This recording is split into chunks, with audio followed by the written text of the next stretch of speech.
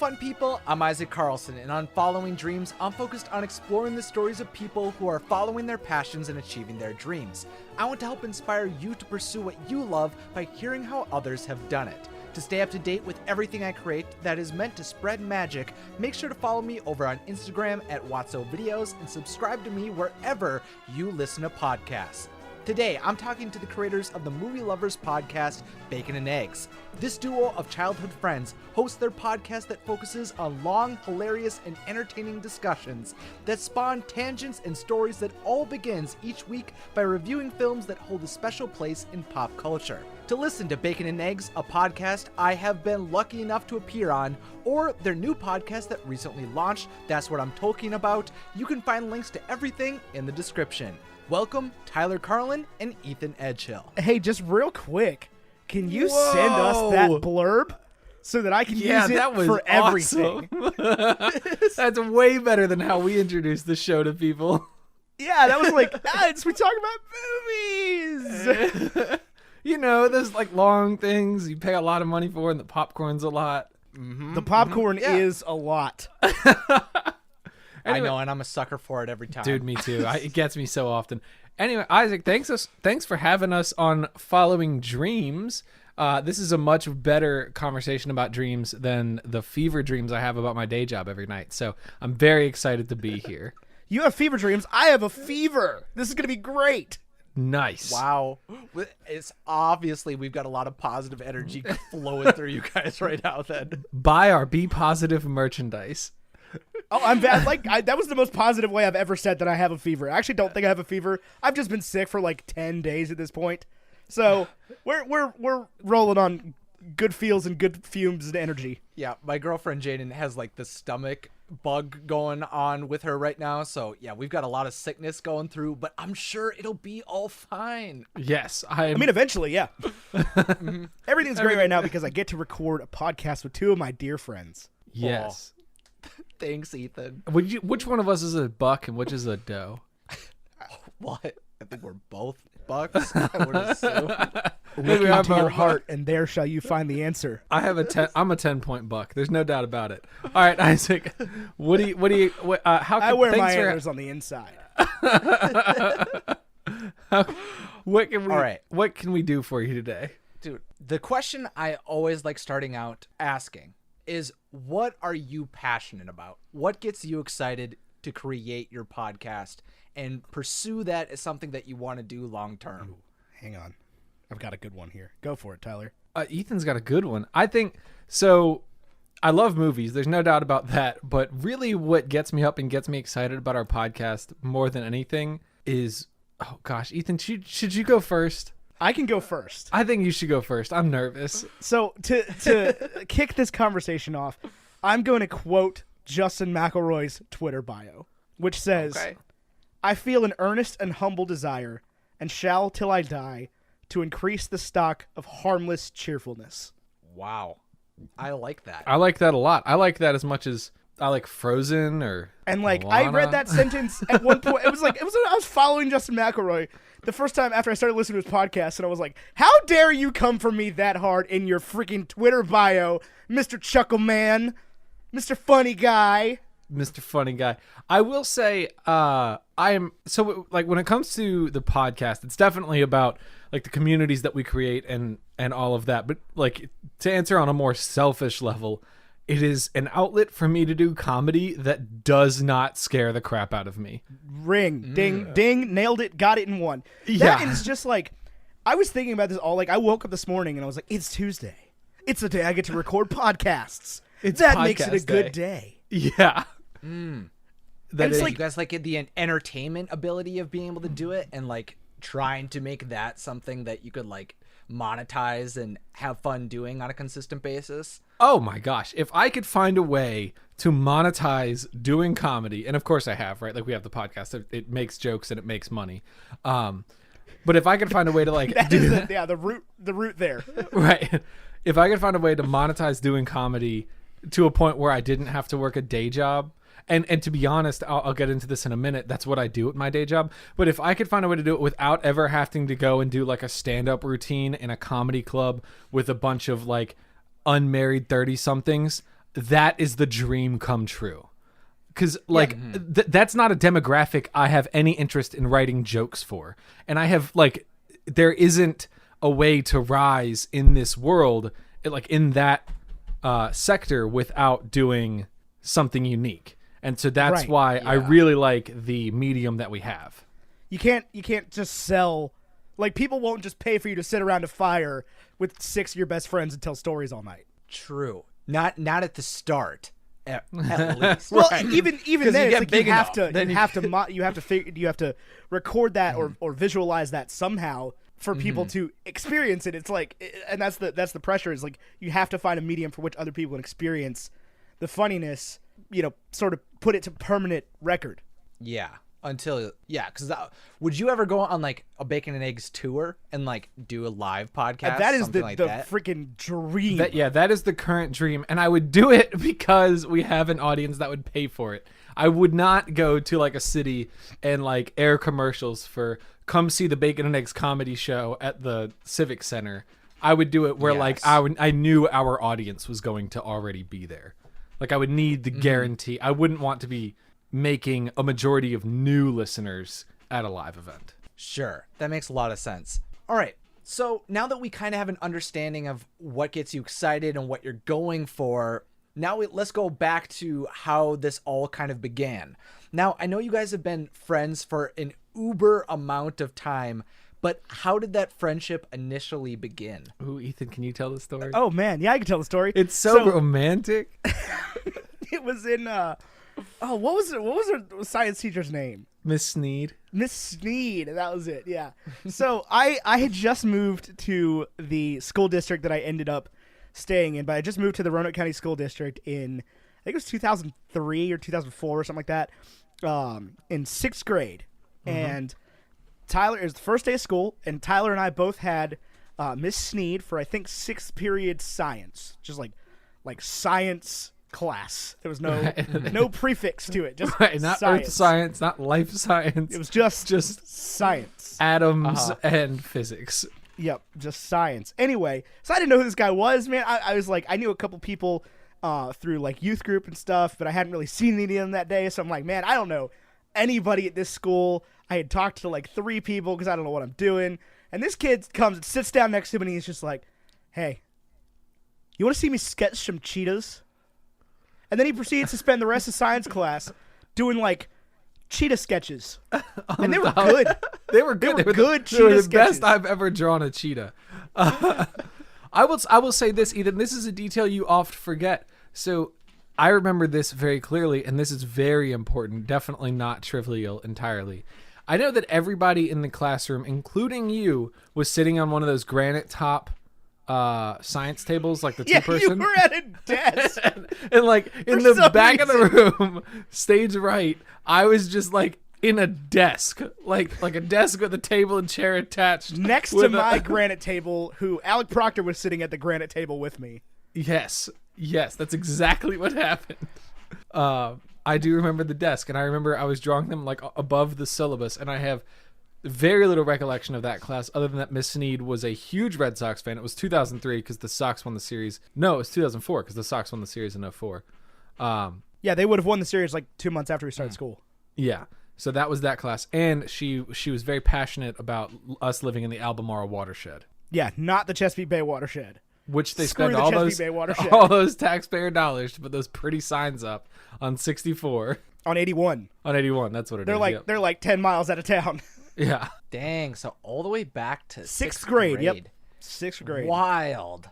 Yeah. Dang. So 11 and 12 years old. So it's been 15 years now? It feels like it's been 15 years for a long time. I don't know. Sure. But you've had lots of developments in your friendship and, I mean, your own lives as well since that initial science class. How did your, like, friendship develop at first? And how did it become into, like, becoming a collaborative bunch that did lots of things together, like going to the same college? Can I speak on this? Yeah, go for it. So our friendship, at least like in 6th grade, it developed really well because the school was divided into like 2, I don't know, the best way to describe it is like houses or teams. There was the Hawks and the Owls, I think is what it was. And my best friend from elementary school was in the opposite house, and so we only had band together. So the rest of the classes, like because Ethan and I were in the same house, we had most of our classes together. I think he had like advanced English when I had regular English or something like that. But other than that, we had like every class together. Yeah, we had history together and science together. And but I had Miss Mahalo and you did not. no, I had Miss Mahalo. Oh, We had a different section. I had her last period. Okay. I had two English teachers that year. I think you just had Miss Mahalo. No, I had both. I don't remember what the other one's name was. But anyway, we had every class together, and then honestly, the fact that we had band together too, we all sort of like hung out in band, and I like, introduced the group to my new friend, and Chris, our other best friend, would introduce the group to his new friend, and then we all sort of met in the middle. And then that friend group has stayed together since then. Like even today, when we go to like Friendsgiving, it's at Chris's house with his wife Sarah, who we met in 7th grade. Yeah, when she moved into town. Right. And we had band together. So it's always been the same group. We've added another couple, but only recently. Because Chris went to a different college. It was the same thing. Oh my God, look at this.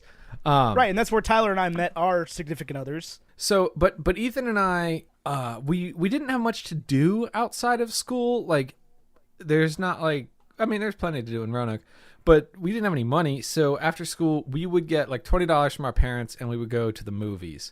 And in 2007, so this would have been like 3 years after we started being friends. That sounds long. We went to a bunch of movies. We went to a bunch of movies, but we had like a religious experience when we went and saw Transformers in the theaters, like the first Transformers movie. And that has always been like a catalyst moment for like, I really like going to the movies. This is like the best experience. It's that touchstone moment that you can like point the whole podcast back to. Right. And so after we went to see Transformers, there was a Barnes & Noble next to the movie theater that was open, I think at the time till, I think it never changed, but it felt like 11 o'clock. I think it's open till 10. And we would just go to the Barnes & Noble after the movie at like 4 and just talk about the movie and then everything else from there. And that was sort of where, Bacon and Eggs points back to. But fast forwarding to college, Ethan and I didn't go to the same college on purpose. We actually didn't even realize it until Ethan had gotten in. And there were so many friends you had in high school, you couldn't keep track of where everybody was going to school because everybody went to college. And like if you weren't going to Tech or JMU, to Virginia Tech or to James Madison, everybody was like, well, why? You had to like start asking questions or answering questions. Right. So it was kind of like, I don't really know where I'm going yet. Right. So so we both kind of went there on accident. I originally was going to go somewhere else, but then my financial aid fell through. And CNU was a very, very similar campus. So like our freshman year, we tried to like make new friends. So we didn't live together and that didn't work. So we lived together from 2nd through 5th year of college. But at CNU, we did a radio show for 2 years. It was called Bro Time with T&E. And it was like a satirical frat radio show where we would like, just get on and be idiots. And then our senior year, we changed the name to Bacon and Eggs with T&E. And we formatted it like a breakfast show, like a radio show, like a morning radio show where we did like trivia and giveaways and we listened to pop music but it was like from 10 to midnight. So that was sort of the gimmick, was that it was like a breakfast show in the middle of the night. That was, where the name comes from and sort of where we got comfortable behind a microphone comes from. And that was a great experience. I have no regrets about WC. Oh, for sure. And we came to do the podcast. It was like, it's just, we already did this.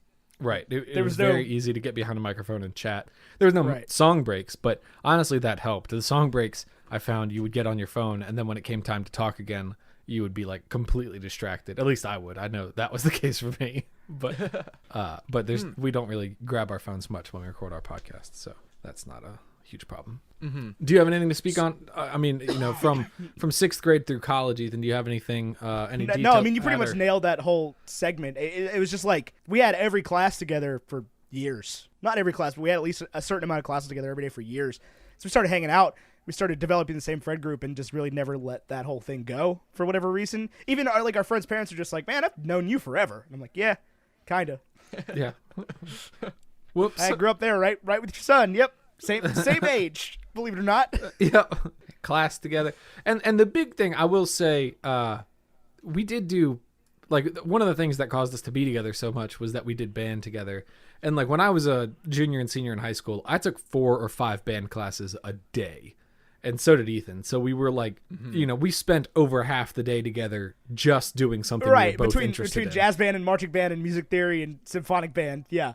Right. Dang, you guys were the hardcore band kids. Oh, We yeah. were. Dang. Yeah. We were, like, for our grade, we were the band kids. Like, Dang. So when you made the radio show, do you still have those episodes? Oh, Are you God, able no. to, like, Wish. look back at them? no. We had to pick the music for them, and we do have the playlists. They're all on my Spotify, and they're dated. But that's the only thing that we have. But there was no way to, like, record that. Dang, that's too bad. That would have been like a good historical. Oh, for sure. Yeah, part we of could it. have. We could have, like, yeah, that would be a great thing to just have a record of, for sure. No, Patreon tier. So, what did you take from being on the radio show? Like, what was your like biggest takeaway from doing that, and how did that eventually inspire the podcast? Do you want to go first, Ethan?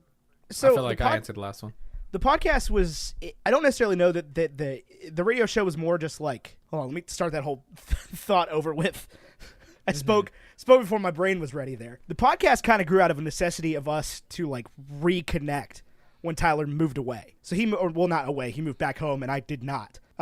And so it wasn't that we grew apart, it was just like we didn't live together anymore. It was this whole different dynamic. So the podcast kind of came it was brought about in an urgency because of that, and like it was an idea we kicked around for a long time because the radio show was like, how can we continue doing the radio show after we graduated? I don't know that it's necessarily a specific takeaway or anything we learned from the radio show other than like it was fun to talk to each other for 2 hours every week and have at least a couple people listen to the point where you feel like it's a sort of performative type thing. Yeah, I will say with the radio show, we were often regarded with like a lot of positive feedback, both from, because we weren't like on the executive committee or anything for the club that ran the radio station at the school, and it was all student run. But we were regularly told by the people that did, your show is funny, your show has more listeners than other shows, you guys really know how to draw a crowd in, you guys really know what you're doing an excellent job, you're charismatic. And that kind of like positive reinforcement at that stage, I think gave us a lot of the confidence that we needed when we went to publish our first episode of Bacon and Eggs and take Bacon and Eggs to where it was. Because, I mean, coming from where I come from, my two older brothers are YouTubers, and it would have made a lot of sense for Ethan and I to just do the Vlogbrothers thing and make, 250 videos in a year as a conversation back and forth if we wanted to do that route. That seems like a much more obvious like path than what we ended up doing. But we really didn't have any interest in that. And the more that we do this, and then I don't know if Ethan feels the same way, but the more that I try to do video projects, I don't love all of the creative. I don't know. I like the creative process. I don't love the needing to learn the language of the like the editing software and all of that. But I do love the audio medium and chatting with people. And I know this software well enough that if push comes to shove, I can work it if Ethan is unable to. Mm-hmm. Yeah, this is more like a comfortable place for you. You kind of understand its groove a lot more. Right. Right. I mean, it would be like... It still happens...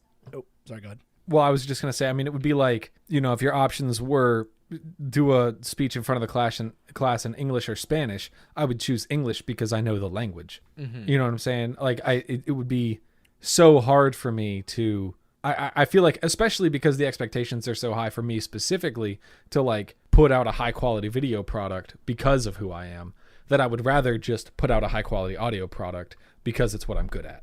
Sure.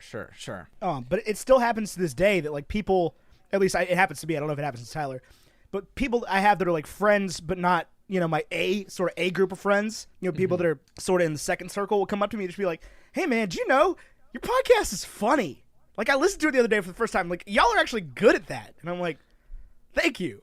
I did. That's why we keep doing it." Right. People keep downloading it, so we keep doing it. People that you know personally are never going to listen out right away. At least most of them won't. And they'll eventually catch on and be like, "Hold on a second. This isn't just like a guy that I'm friends with. This is actually like a decent. We try to make it a decent thing."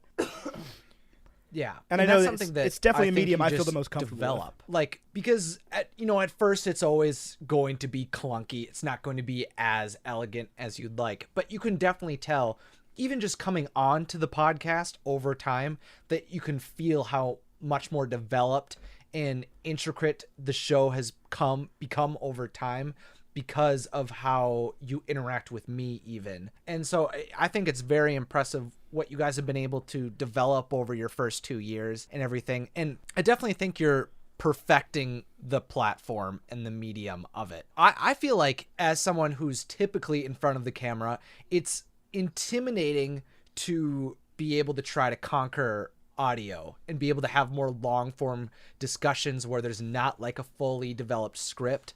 It's like a completely different experience, but I've been enjoying trying to figure it out over time, and I'm sure it'll be a continued enjoyment part of my creation every single week, you know? Well, and you'll know from when we did a video collaboration with you that like reading a script and sitting in front of a camera is like, I mean, I think we did a fine job with it, but it's definitely not natural for Ethan and I. It's definitely like oh my gosh, this is hard. Oh gosh, How to Train Your Dragon is about Astrid and Toothless. I have a much harder time sounding sincere in like scripted video than I do in unscripted or scripted audio. And like I know that recently, like I do the vlog thing sort of. I did for a while, never with any real consistency to it. But it was like I just went on a trip where I spent about 10 days on the road and went into Canada and everything. And like I didn't take a single video that whole time, and just like focused on other parts of my creative process, focused on my photography and did things like that. It was like this huge weight off my chest of not having to like be on camera all the time and have to try to like be funny in front of a camera with a bunch of people that aren't really used to it. So that was like, and a lot of people were disappointed. People that I've told, they're just like, oh, there's not gonna be a vlog of the Canada trip. And I'm like, nope, but you got a lot of great Instagram content, so sorry. I completely understand that. I feel like a great deal of pressure because it's not something that comes super naturally for me to start documenting parts of my life, typically because I just don't feel like that's something that people are going to be interested in, and it just feels like it's always like a part of work if I have to turn on the camera. And so I don't mind going through and like snapping photos and taking little clips, but I think it'd be very difficult to go on vacation and record a bunch of things or just do that in my daily life because it just feels like, the pressure thing. So I like having the contained amount of time to create something. And I don't think I'm never going to go back to it. I think it's just been nice to take a little break. And I didn't even do it for a year, but it's been nice to take a little break from the vlog and just focus on other things that are giving me more fulfillment in the moment. Well, Isaac, let me turn the question around and ask you something, because it's talking about just different mediums and where we feel comfortable. I get myself in this trap on Instagram where I will once I start posting consistently, it'll become like easier for me to post consistently. But then if I don't post for like a week, I'm like, man, nothing I have to post is worth posting, because I will watch people's stories and scroll through my feed and it's all just scrollies, right? It's still pictures of somebody's dinner. It's, a selfie of you and your friends at some event that I don't care about, and not you specifically. And Ethan, your content is actually wonderful. But when you and the kind of content that I want to put on Instagram is like, in terms of my feed for my personal Instagram, I want to do like family stuff about, Emily and I and Olivia and all of that. And then in terms of like my stories, I would really like to do like jokes and rants and things like that. But I feel like when I start to do stuff like that in my brain, I'm like, other people don't do this. This isn't what people are expecting in their story, and they're not going to watch it. And I know that you do little clips like, hey, I've got a new video coming up, you should go check it out. And I know that our other host, Mary Clay, does clips where she just does rants, and I always find them hilarious. But how do you, or when you post on Instagram and you do little story clips, what is the mentality that goes into that? Is it just, I need to promote the new episode that's coming out? Or is it, this is like what I want to share? And I'm curious, what's your approach there? Typically, the thing I think about is I want to discuss something, that I want to share what's going on. And so I try, when I'm in those positions, to decide to document. So that's what my purpose is that I want to communicate with my followers what is going on as I'm creating something. So that's the mentality that I'm going into. And then I think it's can be interesting to see behind the curtain a little bit. And the point that I always try to like make things understandable in my mind about when I'm creating something for a platform is to try to figure out what the unifying theme is for everything that I'm posting, so that I'm posting with some type of intent.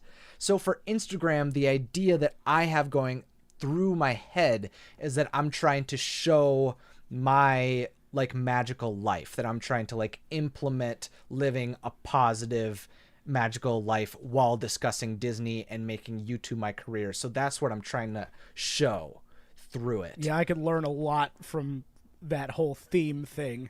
Well, you do a pretty good job of it, Ethan. And I feel like having a theme, having like a mission statement, I feel like is super valuable. And Isaac, right, and I would say that I straight up do not. It's like my Instagram grid is basically whatever I want to post at that time. See, but you're good. See, I can't just like, I don't want to post. There's not like a story I'm trying to tell. But the challenging part for me is I know that my biggest audiences go my Twitter feed, my Instagram feed, then the podcast, then like Patreon, Discord. Even though that's probably the most valuable feed, it is also the smallest. So that will always and should always be the case. Yeah, I think it's something where you have to find a reason to post, because I also found it extremely difficult to get into the rhythm of posting on Instagram and try to prioritize it as a part of my workflow. And I think it's just coming down to finding something that you care about within it. So to follow up on that, are you intentional with who you follow as a result? Like, do you follow accounts that also inspire positivity and living a magical life? Or do you just follow people like, hey, I know who that is, follow? See, or is it a little bit of both? I feel like I just try to do the best that I can with it, because there's the whole mentality of like optimizing everything for the platform, that you should, you know, do those types of things where you should only follow people that have similar accounts. You should try to interact with them frequently. You should be commenting on other people's posts and providing value to everyone around you, and like trying to like build the platform. But I just feel like I'm just trying to provide value for people in the things that I post. Like, this isn't the main thing that I'm trying to create. So the best that I can do at the moment is just to try to spread some type of positivity with the people that are around me. Hopefully that reaches other people naturally, but I think you just try to optimize it to make sure that everything you make is at least seen by as many people as you can, but just trying to optimize it for yourself as well. I try to follow people I like, and I also try to follow people that inspire me. And when I can find somebody that does both, it's always really good. And I seek those people out. It's like I have a couple people I have post notifications turned on for on Instagram, because they are somebody that I've met in real life and enjoy their company, and I enjoy seeing what they're up to, and I also enjoy the content that they make. And it inspires me to go make better content. Yes. That is probably the big thing that I just try to do, is that it's not really about like who it is, but mainly more about how everything I see from them makes me feel. So I'll unfollow or mute people that don't like make me feel positively about the world. Or if it's like constant negativity, that's something that I just try to remove as quickly as possible. If it happens more than like a few times, it's just like I try to cut that out. And so I really try to keep my feed like positive and magical, which really just kind of makes it, it's just Disney. It's just Disney or my friends. Mm-hmm. And How to Train Your Dragon. Oh yeah, there's a few How to Train Your Dragon pages in there too. My feed at this point is mostly other photographers, because they're the people that post more than anybody else on Instagram. So like their pictures come up more than anybody else's. Well, they're also like the most intentional. Like Instagram is their platform, so they're the most intentional with like maximizing it. Right, and that's the thing is like the more people that see my photos on Instagram and Twitter, the more likely I am to, you know, passively find a client that wants to work with me through, for whatever reason, various different things. And so it's like I want this platform to grow, and sort of half the time that's my motivation to post, is that like I know I need to post every day. Like that's a pretty, if I've somehow convinced myself that I need to post on Instagram every day. and that has remained a positive motivator for me. Well, that's similarly to me, is that one of my goals is to become influential in the Disney park space through some type of platform and some type of content. And that's one of the things that I try to do with my Instagram, is to build that type of audience so that I can be an influencer or, you know, an authority in that topic as well. Yeah, very similar ideas. Perfect. So I hope I didn't flip the script too much. We can get back to your scheduled questions if need be. No, that's absolutely fine. I think it's like we're, you know, discussing what you all are working on and how you got here. So I think it makes sense that we got into a tangent about something that you're like doing and what you're doing on the day to day. But moving back a little bit towards the chronology of what's been happening with you guys. Mm-hmm. Was there a specific moment that you decided you had to pursue the podcast? Because we understand that it was something to create your bond again, keep your bond going after college. But like, what was the moment that you decided that this had to happen? Sometime in June or July of 2017. I don't know that there was a specific, like, I can't point to a specific time. I can't think of an event, but I do know that there was like a text message or something to the effect of like, we're making a podcast. We have to. It's not optional anymore. Like it bubbled over, and we picked a date, and we were like, on that day, we will release 4 episodes of a podcast. What are we gonna call it? What's it gonna be about? And that was how it happened. Yeah, this podcast has been the absolute definition of like, shoot first, ask questions later. Forget to ask the question, just do it anyway. And now we have a little bit more formality to it. Oh, for sure. And we've developed, we hone in on the sound and the feel and the idea and the format of the show more every week. But it's not like, it wasn't something that came in heavily scripted. Like, this is what we're going to talk about for 2 hours. It was like Tyler texted me. He's like, all right, this pilot we recorded failed. This week we're going to talk about Iron Man. And I was like, okay, Iron Man, and what else? He goes, no, Iron Man. We're going to talk about Iron Man. And I was like, okay, fine. We'll see what happens there. I'm trying to pack up my apartment and move. And we actually had like not a structured script, and I have no idea if you can tell when you listen to the episode. We had like 7 bullet points we wanted to hit. It was like, critical review of the film, what this means for the MCU, what we've gathered from this, what does this mean going forward, cameos and Easter eggs. Like, there was like 7 points that, like, no matter what, we're gonna hit these 7 points.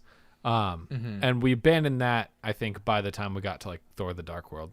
But I definitely enjoy the idea that you just start making something because you feel like you have to. I feel like that's often how people get started doing something creatively, especially online, where you're trying to make it happen, is that it just has to start somewhere. And that's what just comes about from just doing it. And that, like, the structure can only occur if you've done it before.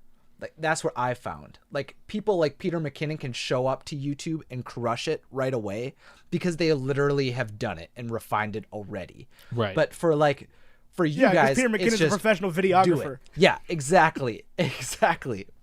Yeah, I'm totally about it. I think that's awesome. Were there podcasts that inspired the creation of your own at all? Did you listen to podcasts prior to making your own? I did. Ethan, what podcasts did you listen to before we had Bacon and Eggs? The problem is it's hard for me to like remember what happened pre-Bacon and Eggs and what happened post-Bacon and Eggs. Oh yeah, like life between college and Bacon and Eggs just didn't happen. Yeah. I listened to obviously I listened to Serial and its derivatives. I listened to S-Town as well. That whole like spin-off thing, and I wasn't too big into podcasts at that point. It's like I listened to Welcome to Night Vale fairly religiously. A couple other ones that I can't even remember now. It's like podcasts I don't listen to anymore for whatever reason.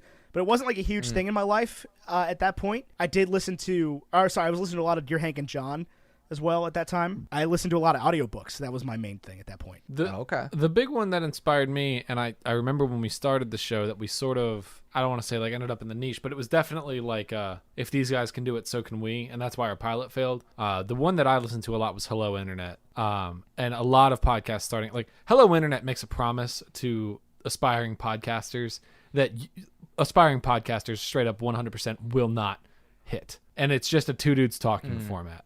And if if that is your format without some guiding topic, you will definitely fail. Like, and I don't want to I feel like I'm supposed to come out of this show and chase dreams and inspire others. My advice to you is use the podcast as a medium to talk about something that you're passionate about, because Hello Internet succeeded because Brady Heron and CGP Grey were both super successful YouTubers who had insanely good chemistry going into the podcast medium. They weren't just two like sort of funny guys who started chatting.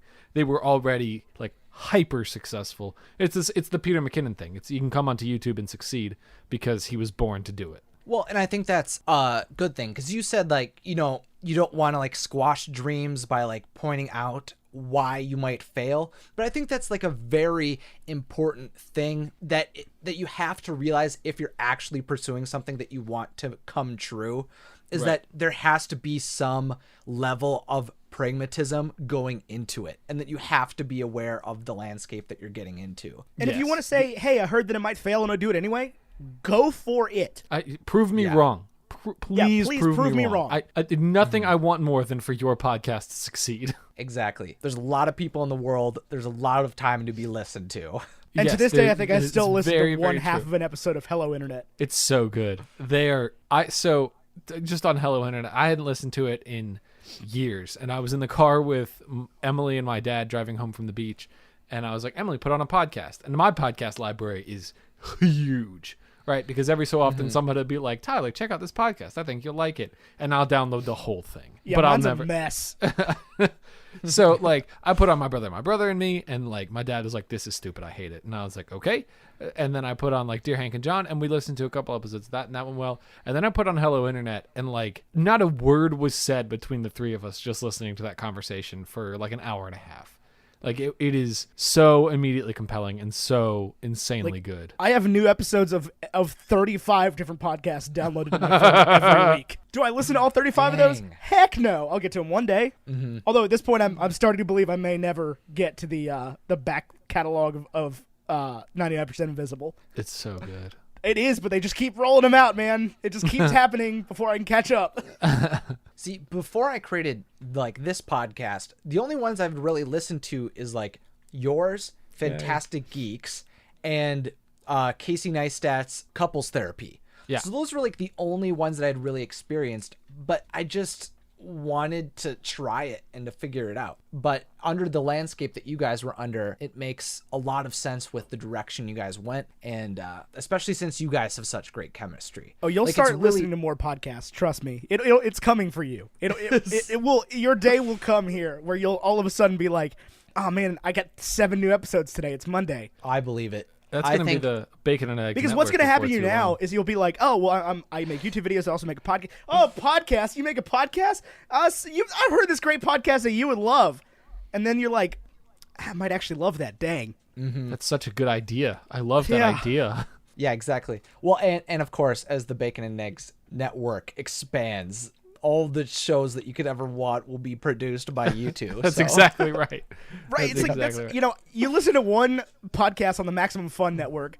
All of a sudden, it's like you have different ads for 9 different shows in those selected episodes. So it's like, man, I need to listen to this one and this one and this one and this one. And it just keeps expanding. Like Maximum Fun knows how to market their own network within their own network. Yeah, because once you have a community of people that are like, oh, you like intellectual conversations that are just fun? Well, we've got like 5 of those. So there's no better recommendation than if you liked this, you will like this. Yes. Yeah, exactly. So when you created your first podcast episode, though, how did it feel to release it? And what did you expect your journey to continue to be like after it? It was terrifying. The first episode was trashed. Just so we're clear, the first time Ethan and I sat down for 2.5 hours, we just deleted the whole thing. There is no record of it. It does not exist. But Iron Man, releasing that, it was scary, and because of Ben and Jonathan, we had no idea what type of response Bacon and Eggs would get at all. Like a new show, like a new content, and they didn't know either, but like a new type of content coming from somebody with the last name Carlin, where they were like the chief referral, and they still are. Like I would say 80% of new members of our Facebook group, and it's a number it's dwindling, but it's still definitely the highest. one of the questions it asks is the referral source, and almost all of them still come from Super Carlin Brothers. We're getting more and more from like the Google Podcasts algorithm and the iTunes algorithm. But like that was very scary. We didn't know if we were going to release the first episode and like overnight there would be 30,000 downloads. There was not. I think the first day there was 152 downloads. 142 downloads on 3 episodes. But it was scary, but I do remember it felt right. It was easy to go on Facebook and tell my friends and family, I just uploaded a podcast and it's on iTunes. How cool is that? Go listen to it. Yeah, I guess there was a lot of pressure that you probably felt, Tyler and Ethan, because of the success that's already had been created around you. But you were able to define your own identity over time, and you knew that it was something special for you guys to explore as well. Yes. It's always exciting when one of the Bacon and Eggs fans also gets frustrated at a Facebook comment that says something, or an Instagram comment that just says, "Oh my gosh, you look like Jay." It's always very satisfying for somebody in our community to be I'll tell you what, no one has ever told me I look like Jonathan Carlin. I would probably cry with happiness. Maybe they will now. Yeah, speaking that into existence real quick. Right. Me, post a selfie, 25 people, especially Becca Eddowes. You look like Jonathan Carlin. Have you seen Jay? You look just like him. Oh, man. But that's and it still happens. Like everything I post, people are always like, "Oh my gosh, it's like you and Jonathan and Ben are fused together." It's like you're Jay and Ben fused together, and it's like it's like that because we have the same parents. But I am my own person with my own identity, and I definitely love them, and they're great people. But I am not them. Yeah, exactly. You've went down a different path. You're creating your own type of thing, and you've done it very consistently, and you've been able to make really cool content. But obviously that has been difficult to be able to accomplish over time. What was it like for the first few weeks, especially when you suddenly had to begin creating content on a regular basis? So we launched with 3 episodes out and 4 recorded. So like before we ever, because we've been doing it for about a month before we ever put it into the world. That being said, it was extremely challenging at least for me, to start telling my wife, "No, I'm sorry, I can't spend time with you tonight. I have to do the podcast. And she would be like, and understandably, and I think if roles were reversed, I'd probably have the same questions, but I'd be like, this is an important thing. This was my future. This is everything. This is my legacy. And she was just like, 50 people listened to the first episode, babe. It's not your legacy. And it's not that she didn't believe in me. I think she was trying to give me a dose of realism that I probably, didn't need. Probably helped push me in the right direction to, you're right, 50 people listened to the first episode. How do I make it 100 next week? How do I make it 200 the following week? And that was, it was a tough push, but it was definitely a real push. I had the sort of the opposite reaction, because like 3 months before we put out the podcast, I had just like released an album with my band. So like the podcast sort of wasn't even like the craziest thing I did that year. It was just like that was a lot easier to explain than like I'm in a pop punk band, we play music in basements, and like we put 240 people into a 180 person room to play a show to release a CD. Yeah, I guess relative to a podcast, that sounds much more wild. Right. It's like when I'm like, oh, and I also make a podcast, people are like, who else something I can latch onto in a conversation? Jesus Christ. I have seen Iron Man before. I am familiar with Iron Man. But no, there was definitely some level of like having to explain to people like, no, I can't do band practice. Sorry, babe, I can't hang out with you. Like, this is the day I record the podcast. Hard and fast rules. And that was a very hard answer for probably the first 6 until we did the first Super Carlin Brothers bracket. That was a tough answer. And then once we did that, it was sort of like, okay, this is like a real deal thing. Because Jonathan and Ben took like a month's worth of their Twitter to promote Bacon and Eggs. I mean, obviously to promote themselves and the Super Carlin Brothers bracket challenge, but to put our names on it and like add us as a part of that promotion. And that was a big deal. And at that point it was like, even still maybe not 1,000 listeners per episode, but it was still like there's a community behind this. And once we launched Patreon and Discord and we had people sending us money, that was like, okay, I have to do this. Like, it's not optional now. Right, and now people will just stop asking us. It's like, oh, I got to record the podcast that night. Ah, cool. Neat. What do you? How about Thursday? They ask, what are you reviewing this week? Is what they ask. That's awesome that you've been able to get to that point where now it's just integrated into your life and people just accept it. But now that we're halfway through this conversation, let's do a little bit of moment of magical moments with Isaac. So today I'd like to promote my Patreon. So if you'd like to go over and support my Disney content and podcast beyond listening to it, then it would mean a lot if you went over to patreon.com/WatsoVideos. By pledging over there, you'll be able to get content early, be recognized in videos and podcast episodes, and gain access to the wonderful Watso Discord server where you can talk to me and the other fun people who support me. While the Discord server that is filled with conversations on Disney love is only $3 a month, any donation helps me feel more secure and ready to continue to share magic. So please consider checking out my Patreon page that is linked below. So now back to the conversation. You guys have been friends for a really long time, but starting a podcast is something completely different. What did you learn about one another as you began to grow the podcast? Ethan doesn't like animated movies. No, I'm sorry. I didn't say that. No, I definitely learned a lot about work ethic between the both of us. I know it's very interesting because when you do the podcast together, you sort of have to think about like, how is this person as a coworker, which is very weird to think of your best friend in that way. I've thought of him as a roommate. I've thought of him as a best friend. As a travel partner, but never as like how is this person reliable in terms of work? And the short answer on how is Ethan reliable on work is extremely reliable. If Ethan says he's going to get something done, it gets done. So that did not used to be the case either. This podcast has taught me a lot about myself and how to be a reliable human being. We also, I think foolishly when we started the podcast, because we were doing something new, we were like, I don't know if this is the answer to this question, but it made me think of it. We were like, let's, try to flip the roles on who does what. And when we first started, we had like two things that we worked on. We had social media to promote the show and editing the show to publish the show. And so like originally I was the one editing the show and Ethan was running all of our social media. And that made absolutely no sense whatsoever. So play to your strengths. Yeah, like I was just stressed all the time about social media. And Tyler's like, this episode took me 8 hours to edit. Because I would get a little perfectionist on it. And I don't know why, because I don't have like a perfectionist editing style, but I wanted perfectionist results. So it was like, I would listen to it at 2 times speed and like go through the whole thing and take out all the bleeps and the swear words and all that stuff. And then I would like listen to it at regular speed and I'd be like, this is terrible. These words are cut off. There's whole sections that are asynchronized, but I wouldn't have like the work ethic to fix it. I would just be mad. Because, I'd be like 6 hours into it. I'm not starting over now. What are you, crazy? You eventually just have to post something at that point. Right. Once you're that far. Right. It's just whatever. Just upload it. Who cares? Yeah, whereas I've been like 2.5 hours in and like, oh man, the end of this is messed up entirely and the synchronization's off, so I got to start completely over. Cool. And then he does it. Let's do it.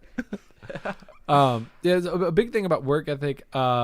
We have to schedule a lot of things. And this was not the case when we started the show, but is the case now as we've both grown and developed as people. Ethan and I have like very challenging schedules with our adult responsibilities and priorities. And we did at the beginning because like everything is more important than the podcast when nobody's listening. But now we have a little bit more window of like, well, babe, I can't go to dinner because if I don't put an episode of Bacon and Eggs out, people won't pay us. Which is, a little bit easier to have that conversation. But we do have very, very different schedules. Ethan is like a tour photographer and he's always traveling, and I'm a new father and I'm always at work at my day job or sleeping. And so it's not always the easiest for us to find time together. But Ethan, do you have a different answer? I feel like all of mine are like work related. What did you learn about me as a person as a result of this podcast? I mean, that's a huge question. I love this question. But I have no idea how to answer it. It's like, it was because it wasn't like I'm not saying I haven't learned anything about you, but it wasn't like I was making a show with a stranger. Right. It's like a lot of the stories that we've told, like I already knew the stories or I was there for them, or they're coming together like from things you've already told me. And so it's just, I guess it's crazy to just watch how much, your life has changed and my life has changed since we started the podcast. We're both in very different positions than we were when we started this. So let's shed some light on that real quick. When we started Bacon and Eggs, where did you live? What did you do? And what did your life look like? So I was living in Newport News. I was a State Farm salesman. I worked at a State Farm office for a State Farm agent. Yeah, I sold insurance in Newport News, like a mile away from where I went to college. I was dating a girl that was still in college, and that's mainly why I was still there. And I played in a band, and we had just put out an EP like 3 months prior. And basically, I got up in the morning and I went to work, and I came home, and on Tuesdays I'd record a podcast, and on Wednesdays I would edit a podcast, and then on the weekends I would go hang out with all my friends and play shows and do fun stuff. It was very different from what it is now. What about you, Tyler? When we started the podcast, I worked for Enterprise Car Sales, which is the car sales division of the rental company, and I was working like 60 hours a week, and I wore a suit to work every day. And which is fine. Like, I had no problem with that, and I don't have to wear one now, but I wouldn't mind if I did. I ended up leaving that job by my own decision, but I think I would have been pushed out soon because we had like computers with regular access to the internet, and I would just sit there all day watching the Bacon and Egg stats and like chatting on Discord. And who'd have guessed I stopped selling a bunch of cars? But I've always done sales in my professional career, and then so I left there and worked for a friend, which I don't have a particular problem with working for a friend. Just the market and everything that we were in just didn't make any sense for him to have a salesperson. So I did that for like 8 months, and then we mutually decided that should end. But then now, since starting the podcast, I got married, have a child. I have the same amount of dogs. I bought a house, and my life is completely different. It is different in every way, but I definitely like where I am right now. It's crazy when you look back on when you start a project, especially something that is something that you don't really know where it's going to develop and how long you're going to do it for, but see how much their life's changed, and it's definitely changed a lot for you guys. That is for darn sure. I mean, having a child, going on tours, like, that's a completely different experience that you could like ever do. Not that those are exactly equivalent changes in your life. No. But Whose is bigger, Isaac? Whose is more important? Creating life is a pretty exceptional thing, but I gotta say, tour buses are pretty cool. Oh man, Tour buses. Holy howdy! If you think that I'm going on tour in a tour bus, do I have? You know what? You just keep thinking that, man. All right. You go ahead and keep thinking that. You ever seen a Chevy Econoline van? You played lead guitar for Carrie Underwood on her most recent tour. Is that right? I wish. God, whoever does that is making like, I don't know, 60 grand. More than that. I know. Way more than that. When you were... Go ahead. Oh, all right. I had another joke, but it's fine. Go on. It's gone now. Okay. I absolutely just destroyed it. When you were creating the podcast, how did you figure out how to market it and find new people? Because that's something that I feel like, as someone, especially going from like YouTube search, the algorithm, it just seems so crazy in podcasts, like, to be able to discover anyone. So how have you been able to accomplish that? I think the algorithm is a crutch and your leg is broken. Podcast growth, obviously we don't grow nearly as fast as YouTube channels do. And we definitely have way fewer listeners, but it is a much, much more intimate experience. If I can get somebody to listen to me for 2 hours in the car, I mean a lot more to them than somebody who watches one or two YouTube videos. You find somebody that wants to listen and you hold on for dear life, and then you beg them to tell all of their friends about it. And they do. They just do it. But yeah, the fact that we don't have the algorithm means you can go back to like grassroots person-to-person marketing, and you just like tell your people to tell their people and hope that it works and keeps growing. And if you put out a good episode of something, people will share it and they will tell people about it. And that's a big thing. I will say, I mean, there are definitely like the iTunes algorithm is next to useless. But we do sit pretty high on the iTunes and Google charts right now. So that helps, not never. And then there used to be a way to like cheat your way into top parts of the iTunes charts. And we would do that, but like we never saw significant growth from that. The biggest thing that helped is honestly asking for what you want. So if we had a guest on the show that had a lot of listeners who were into similar things to what we were doing, we would ask them to tell their audience about our show and hope that some of them stuck. And a lot of times they would, and that was a big place where we got a lot of our listeners from. And in the creative world, just appearing in as many places as possible, posting regularly on your Twitter and Instagram, and doing, if you have the time to do the whole follow accounts that are interested in similar things and interact with them, then you will see results in Instagram and Twitter growing. But if you can't convert that to downloads, then it doesn't matter. The most valuable thing is getting a creator with a larger audience to like you and share your product, and then doing the same thing for smaller creators. Yeah, that makes a lot of sense. Be involved in the community that you're actually in, and you'll be able to find the people that want to listen to you. Yeah. Mm-hmm. Well, here's the big thing is, if you want to do a podcast, you can get 10,000 listeners, and we don't have this, but you could get 10,000 weekly listeners who only from people who also make podcasts or describe themselves as somebody that makes a podcast. Like, the community of podcasting is so big, and people who make podcasts are so open to listening to different podcasts, that if you can get into that conversation, especially in person, they'll at least listen to 1 or 2 episodes, period. Like, almost always. Yeah, they'll just do it. Yeah. I know that we met the hosts of Is This Adulting and Those Meddling Kids and The Story Behind at DC Podfest. And I've listened to probably 40 episodes of The Story Behind, like 4 or 5 episodes of Is This Adulting, and at least a few episodes of Those Meddling Kids. And none of those are particularly on topics that I would hope the algorithm would help me find.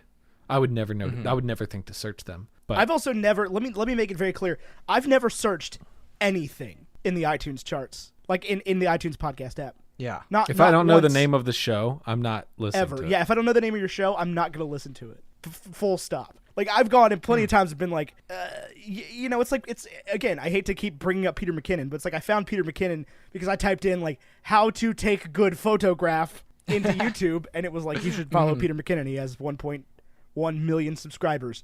And then, like, I was like, okay, I'll follow him. And then, like, 3 weeks later, he was like, I have 3 million subscribers. And I was like, okay. You are this guy knows what he's doing.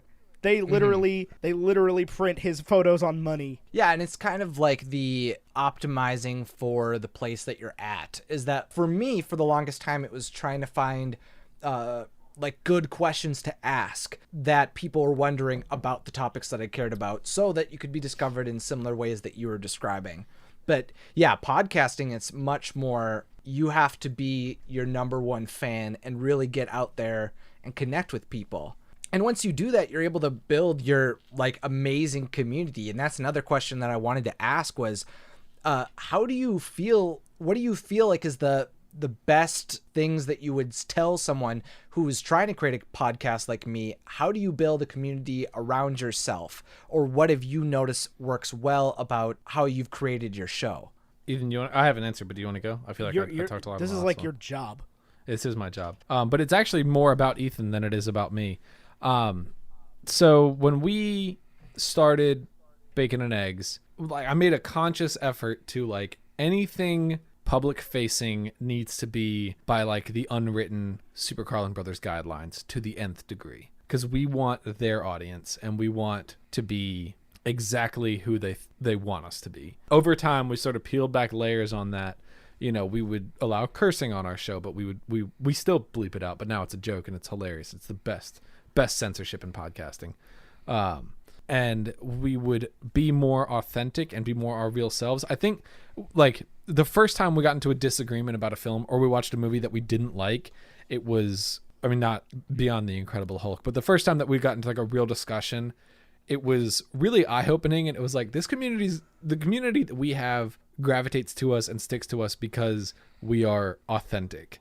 And Ethan taught me a lot about that, because it's very easy for me to put on the sort of happy face. And I feel like, you know, a lot of times when we post on Instagram and things like that, everything on Instagram is at least a little bit fabricated, right? We chose the filter, we chose the edit, we chose whatever it is because it's a photo. It's not my life. It is a photo of my life. And you don't owe anything to real life when you're creating an image. Sorry, that's just my personal philosophy. Just saying. No, I agree with you. You don't owe anything to real life. No, I absolutely agree with that. But if you post a picture of yourself smiling and your caption is like, I'm the happiest person on planet Earth and nobody could possibly be happier than me, and you're not the happiest person on planet Earth, then you're not. If you're going out to be autobiographical and you're not, then it is abundantly clear. So I think one of the big things for us was just being authentic. And if you're in our Discord server, there are regularly disagreements. If you post something on our Facebook page that I don't think is interesting, or that I think is like a lot of people, because of where we come from, will post like theories and things like that. And if I can poke a hole in it immediately, I will just straight up do it. In the same vein as that, like I have cried on the microphone and left it in. Yeah. In an episode. Like there's nothing. We got a question about this recently. We did an AMA for one of our bonus episodes, and it was like, what part of your life do you hide from the podcast? It's like none of it. Yeah, I don't consciously hide any part of my life for the show. And the thing is, it's like the more that you try to be authentic for the podcast, is the more you craft yourself into the kind of authentic person that you want to be. Yeah. That's the biggest thing, is like I've tried to create this brand around myself and everything, and it's made me happier. You know, I have more good days than bad days because I want to. Like I'm trying to go out and be the person that I want to show people. And sometimes that's all it takes to realize it, is like, who do I want to be, and then just go be it. I don't know, it's not that easy for a lot of different reasons, but it's definitely something that this whole shindig is thrown into sharp relief for me. Sure. And is that tied to at all to your like be positive branding and doing things like that, is like trying to put out what you guys want to be? So that really came from a place of like, at the end of last year, I had some really horrible things happen to me that could have sort of ruined me there for a while. And that whole thing came from a place of like, I'm not going to let that do that. I'm going to be better than that. And it's not a fake it till you make it thing. It's like if you put it out there, it'll come back to you kind of thing. So that's really where that whole part of the branding came from, was this like intense desire. And it's, you know, it's hard to be 100% on 100% heads all the time. And I'm not. And you know, people in my real life know that, and people in the podcast and everything know that. It's like, I definitely still have bad days. Tyler definitely still has bad days, but it's about trying to get through those bad days without making them worse, without letting them make anything worse. Yeah, you don't want to feed back into it. That's not what you want to put out into the world, but the reality is that it still happens, still comes across at times. And that's the thing, is I don't care who you are, there's going to be days that suck.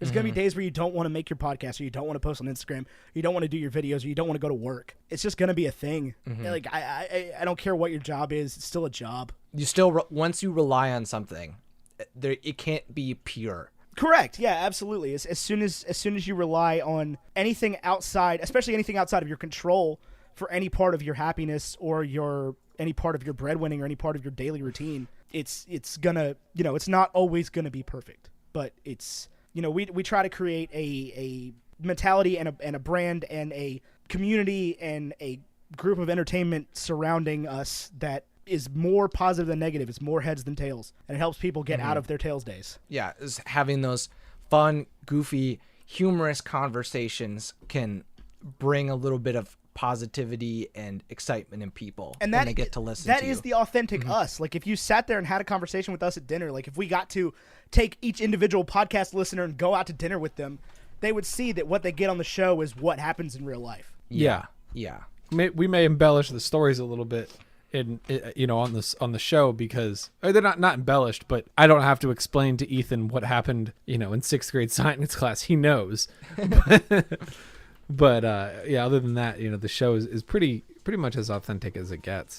You know, we try to be open and honest about who we are, and we, to be fair, we tackle a pretty light topic, right? When we do film reviews, and we do more family friendly than not. comedy, and that's the whole thing.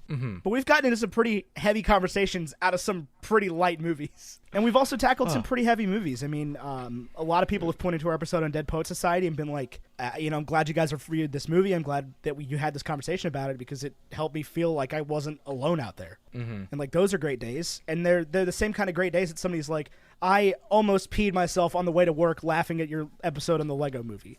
That's the best episode. Like, those are the same compliment to me. It's like, yeah, I did my job. Yeah, because I feel like you can find a lot of meaning in anything that you care a lot about. That if it resonates with you in some way, you'll be able to find something that will be able to connect with someone else who's having a similar experience to you. So while you were creating and building this community, as we've talked about, was there ever a time where you thought you wouldn't be able to keep going? And what was it like to push through that? Well, I think it's more your answer than mine, but there was definitely a week where the opposite of this happened.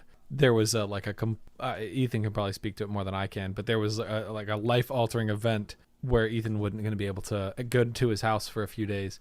And it could have ended the podcast very easily. We very, very much could have been like, okay, that's it. We're not doing it anymore. But instead, the mentality was, how are we going to get the Venom episode posted if Ethan can't get into his house? Because that's where the files are. Do you want to speak more to that, Ethan? Or we don't have to talk about that if you don't want to. No, I mean, yeah, it was definitely something that could have just said right there, like, okay, no more bacon and eggs, bye. But it was like, we posted that we weren't going to be able to, that we weren't going to be able to put the episode out this week, and the outpouring of responses was so much like, okay, that's cool. Get it out whenever you can, guys. We get it. Life's cool. I was able to take the time I needed to figure it out, and by the time it came back around to us getting that done again, it's like, I needed the podcast. Holy crap! Yeah, that was like the one thing that kept me sane, on the straight and narrow, living through life, man. Yeah, was the fact that I got to listen to Tyler and I have a conversation about Venom, and then go and then 3 conversations with Seamus about Toy Story, and listen to myself, complaining about the world in those episodes and being like, "Hey, kid, you got no idea last week me." Right. And the crazy thing is, like, that missing a week hurt a lot. Bad. Yeah, we were getting some serious traction, and then we lost it. So, like, if you look at our, just to sort of peel the curtain back, our August 2018. This one had happened, right? October 2018? October 2018, yeah. So August 2018 was our best month ever until May 2018 or 2019. August 2018 had 5,000 more downloads than September, which had more downloads than October. So, like, losing an episode definitely hurt our traction. It definitely hurt our momentum, and it definitely... it was like we had this huge boost. We just did all of Harry Potter with all of these amazing guests, and they were all so great. Those episodes to this day are 3 of the 4 highest downloaded episodes in the show's history, and 4 of the 5. Look at you, Isaac. You're the lowest one. Whoops. Oh no. Azkaban and Goblet of Fire. People don't like that one. You beat they still like it better than almost any other episode of the podcast. Yeah. But those went so incredibly well, and they're still the top downloaded. But going into Venom and then Toy Story, it really, we took a hit, like a bad hit that we didn't see again for like 4 months after that. But since then we've been almost consistent growth every single month. And since May, we have beat that August every month pretty handily. Including this one. Including this one. This one still has a chance to be best ever. I think we might just get it. I think Thursday's gonna have to be good. Yeah, but Thursday is a release day. It is a release day, but it's gonna have to be a good release day. Yeah. So anyway, that's just some metrics. But yeah, no. Other than that, so when we started by doing the MCU in order, right? Like, we started with Iron Man, then we did Iron Man 2, or Incredible Hulk, then we did Iron Man 2. Yeah. And we said straight up, okay, we're gonna do this until Black Panther comes out, which is about 6-ish months from when we started. And we're like, and by the time we got to Black Panther, it was like we were gonna recapitulate, have a conversation, like, hey, do we want to still keep doing this? And by the time Black Panther came around, it was like, yeah, duh. So short of that, no, there was never but there's never been a time where I was like, hey, Tyler, I don't want to do the podcast anymore. Yeah, because it's something that you both find a lot of enjoyment and fulfillment from. And, I think it's good to find something in your life that is like that you would not want to give it up no matter what's going on. I really can't imagine going to go see a new Disney movie now and not making a video about it at some point. It just kind of hurts me to think about doing that. And I'm sure that would be a similar experience to you guys. Could you imagine going to see a new Marvel movie and not talking about it? Because now it's just something that's ingrained into the experience. It is. It's definitely part of the experience. And there are times where I will watch a movie with Emily or something not for the show. And it's oddly relieving, but it's also what did I just do? What was that few hours even for? But then at the same time, it's in the last 2 days, I have watched all but one episode of the Hulu Looking for Alaska miniseries, and I've loved it. And somebody today in Discord was like, "Oh, you should do a review of it," and I was like, "Not for any of the money in the world will I do a review of this. No chance. I'll do it for over $20. My cold body." Because I'll it was do it just for $20. It was this. Well, yeah, obviously, if somebody really wanted us to do it and was like, "Here, there's a financial thing attached to it," I'd be like, "Yeah, totally." But yeah, 100%. It's I saw a thing, and there are times where I'll go to movies that I know we're not going to cover just to see a movie that we don't have to talk about. But as far as Marvel, Star Wars, stuff like that, it would be crazy to come out of that not ready to record an episode. Now that you've have experience creating content like this and you've been able to do it successfully, you've been able to expand into the show That's What I'm Talking About. And could you describe what it was like to decide to expand out into a network? And are you excited to continue to grow the network in the future? How have your dreams and goals changed with the podcast as you've continued to grow? That was a plan from day one, at least on my end. But I will say the vision of the network has come much more into focus, especially even within the past week. There are plans in place for the network that I'm very excited about. And podcasting, if your goal is to do it as a profession, you're going to have a hard time doing it It's like owning a Subway. You might do all right, but you got to have more than one. You got to have a bunch. And that's Which, by the way, future entrepreneurs out there, that's a great way to make money. Own a bunch of Subways. Own a bunch franchise, of Subways. franchise. Yeah, franchise. Subways everywhere. You can pick the lettuce up off the floor. Nobody cares. But the thing with Bacon and Eggs Network, talking about was I wasn't nervous about it at all. We had never met Mary Clay, which if there was any trepidation, it was from that. But when we did the Ocean's 11 episode, it was just so down to earth and so real, and she made it so easy and is such an easy person to work with, as a fellow creator, and you just want to shower her with all the praise in the world. She's so incredibly good. Have you listened to it? It's so good. It made sense just from the beginning. It was we want to be on board with this. You want to make this happen. We want to help you make it happen. And it's pretty much that. That's the main role we have in it, is that we are just sort of allowing it to happen. Mm-hmm. She is so low maintenance. She doesn't need anything. We asked her what she wanted because she finished Fellowship of the Ring, and we were like, "Hey, do you want a new laptop? Do you want a new microphone? Is there anything you need?" She was like, "Nope, I'm good." It's okay. She steams ahead. She has a question every now and then, and I was like, "I can edit it for you." She's like, "Nah, I want to do it," and then she just does it. And she gets it out on time. She is absolutely amazing. And we met her in person, and she was I was really scared that she was, I have no idea why, that she was going to be awkward or nervous or weird or something. She was the coolest person ever to talk to. I don't know why this surprised me, but she always talks about how she's, nervous or awkward or has trouble talking to people. And Mary Clay, you had no trouble, or if you did, you masked it well. You were a great human being to spend time with. And that really inspires us to, okay, cool. What else can we add? And we've got some really cool projects in the works right now that I'm super duper excited about. But that's all I'll say about those right now. Yeah, I've just been aware of the idea that there's a thing that exists like podcast networks where it's all becoming under one umbrella and everything is being able to be more functional because they're all together.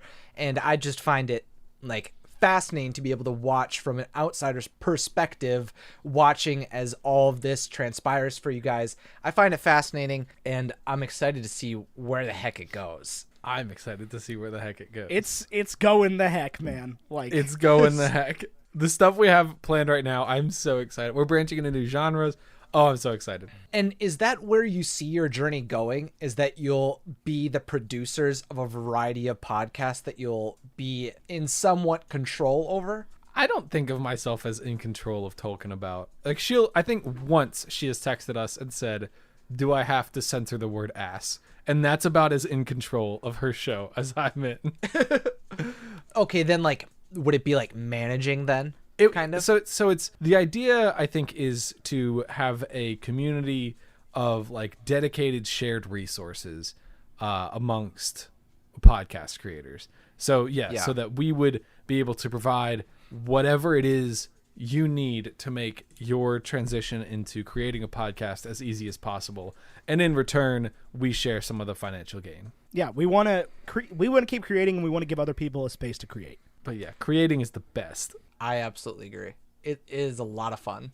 Yeah, and I just want to have something for everybody. Yeah, that makes a lot of sense. That's the other thing. Diversify the audiences. Yes, that you'd have a lot of audiences to be able to pull from in the future. The more pies we have hands in, the more people will listen to all of the shows because they like the things that we as a group make. Yeah, that makes a lot of sense. Are you going to try to make it like some type of unified style or anything like that? Or Who knows, is it really man? just I think Alright. it's more that the creators that we would approach and that we would want to work with would have a similar sort of personal guidelines, I guess, to what we would have. So the way I think about it is, say we wanted to add to our network WWE show. I would find two people that I had good chemistry with, and I would tell them, and that had good chemistry with each other, and I would say, hey, I think you guys should do a WWE show. I'll bring you onto an episode of Bacon and Eggs. We'll show you how we do it our way. And then I'll put you on Talking About, show you how we do it there. And then using sort of those guidelines and those understanding, we will sponsor your show and pay for everything for 3 months. If at that point we like it and we want to keep doing it, then if you want to part ways, great, no problem, no hard feelings. You can keep the branding. If you don't, come stay with us and we'll continue to provide resources for you. But then the idea would be that, within those baked in sponsorship and ad messages, you would get, I don't think that people who like WWE only like WWE. So you drop in a message about Bacon and Eggs, and you talk about, you like this show, you probably love Bacon and Eggs too, because if you've seen 3 hours of Monday Night Raw, you've probably seen 3 hours of a movie. So, come over here and check this out. And then, from Bacon and Eggs, oh, you like Bacon and Eggs, you like geek stuff, you probably love Talking About. Check out this amazing podcast where Mary Clay goes through, Lord of the Rings. And she's like-minded, and she has a similar type of humor. And that's sort of how the webs connect, because people don't just listen to one podcast. I'll if I'm driving from here to DC, which is a 3.5 hour drive, I'll probably listen to 4 or 5 different shows and a few chapters of a book. Yes. Well, and the other thing is too madness is that to me. Oh, really? Are you more like you stick with one type of piece of content and you just explore it? So I am currently listening through the back catalog of My Brother, and Me, and that is the podcast that I listen to right now. When new shows that I listen to regularly come out with an episode, like when there's a new episode of I Only Listen to Mountain Goats or The Adventure Zone, I will pause what I'm doing to listen to that. But then when that's done, I go back to the podcast I'm listening to. Weird. Especially on a drive. If I'm driving 4 hours, I've got 4 hour-long episodes of a podcast ready to go. No, I jump around a lot. Yeah, that's typically my experience with podcasts, although very brief, is that it's typically something where I just have to be in the mood for the type of content that they're providing. Yeah. I've just listened to so many different podcasts at the point, I know what I need to get me through different kinds of drives. I know what I want to listen to. Now, I'll put a podcast down for a while and start listening to another one and stuff like that. But it's there's always this lingering thing in the back of my mind, well, you never finished that podcast. You should go back and do that one. Then you can be free. I do not feel, and I feel bad about this, and I don't know if this is the minority or the majority, I do not feel much of a completionist attitude when it comes to podcasts. This is why I had such a hard time with Night Vale. I don't feel like I have to listen to every episode to move on to the next show. I don't feel like I have to. There's shows I enjoy. I just want more of it. Oh, I definitely agree with that, and there's definitely shows that I enjoy, but I feel like My Brother and Me intimidates me so much that there's like 400 something episodes. I'd rather just, when I'm in the mood for My Brother and Me, I listen to it, and it's endless because I'll never consciously sit down and listen through all of it. That one is literally like, I don't know why, I just like challenged myself to get through all of it, and I'm on like episode 99. And it sucks. Oh, dang. It sucks. Like, no, but I'm listening backwards through. So I started in like 440 and I'm on 99. Plus all the new ones that have come out since then. And like it's bad. Like the old episodes are bad, and I'm just like, oh, I gotta power through it, and I don't know why. I'm sure I'm about to hit a point where I'm like, okay, I can't listen to these guys anymore. That's how I was a lot with video games, is that I didn't feel like I could start a new video game until I finished the previous one. And so I understand that completionist mindset a lot. Oh, I don't feel like that at all. I haven't played Borderlands 3 in like a week and a half. I mean, I've just been doing other stuff. Like, I've been playing other games. I was just like, you know what? Other stuff came out. I'm going to play 2K now. video games is just something I haven't explored in the last few years, which is a little bit sad because it was something that was like really important to me in like high school, in junior high. But man, yeah, something I'd like to get into eventually someday again. Guys, we've been talking a long time. We've heard a lot about your journey and a lot about how you've been able to grow what you're doing. And now I want you guys to tell the listeners what you feel is the number one piece of advice that will help them follow their dreams. Because you guys are obviously on the right track to do it. Wow. Just hit the upload button. Consistency. Just hit the upload button. Keep doing it. Keep doing it. Keep doing it. Keep doing it. Start doing it. Start doing it, and keep doing it. Yeah, our advices are kind of canonical, because I know that like I hear a lot of people like, oh man, got to get this first episode perfect, and I'm like, stop it, hold up, buy a Podbean account, hit post now. Yeah, it's never going to be perfect. Your first episode is never going to be perfect. Your picture you post on Instagram is never going to be perfect. I annoy the crap out of my girlfriend because she's like, oh, I love this picture you just posted. I'm like, it's all right. Could have done better. The ones you just posted of her are literally perfect. I'm going to buy them and frame them for my house. The ones from the apple orchard? Yeah. Yeah, that was like shocking when I opened the raw files and I was like, oh, these are good. I don't even have to do it. These are good. Yeah, I would say that the big thing is there's a few pieces of advice that have helped us. Ask for what you want, and you cannot be in the right place at the right time if you're not there. Just hit the freaking upload button. Just do it. Shia LaBeouf it, man.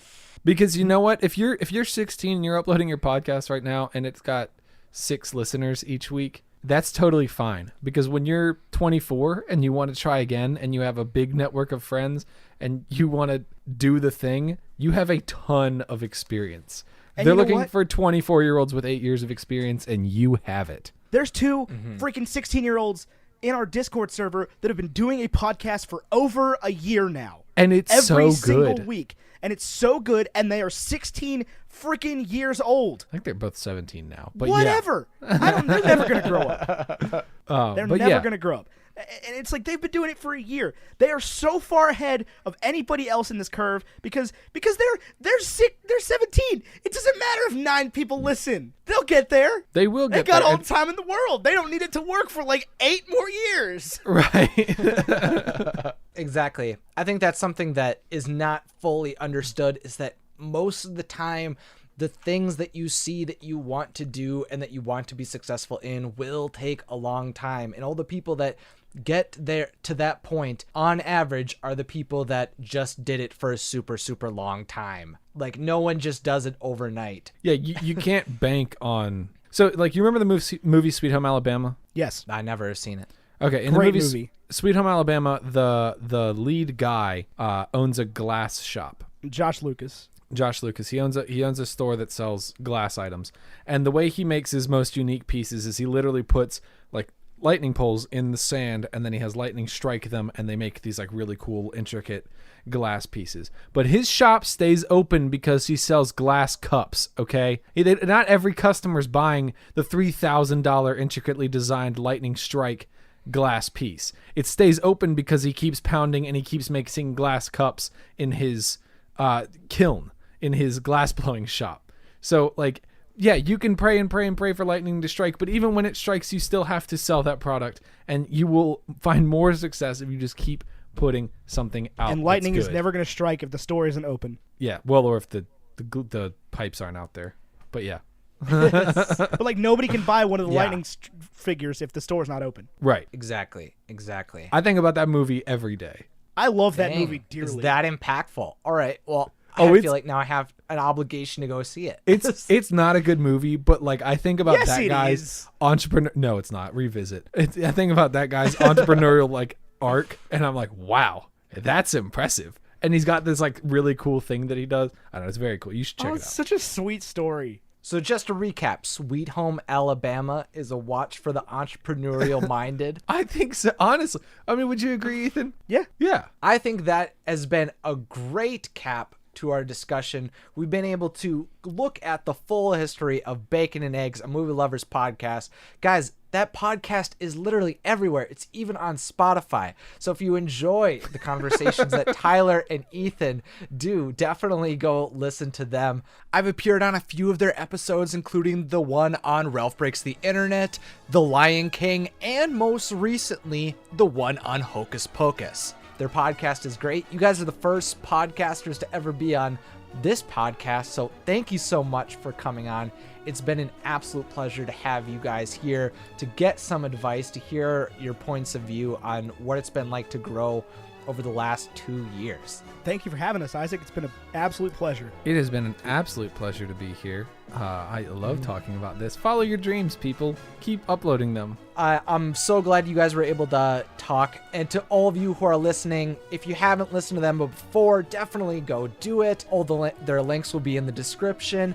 And also make sure to rate this podcast and subscribe to it wherever you listen to podcasts. It would mean a lot if you followed me over on Instagram at Watso Videos and considered supporting this show by supporting me over on Patreon, which will also be linked below. To all you fun people who are out in the world, thanks for listening and have a magical day.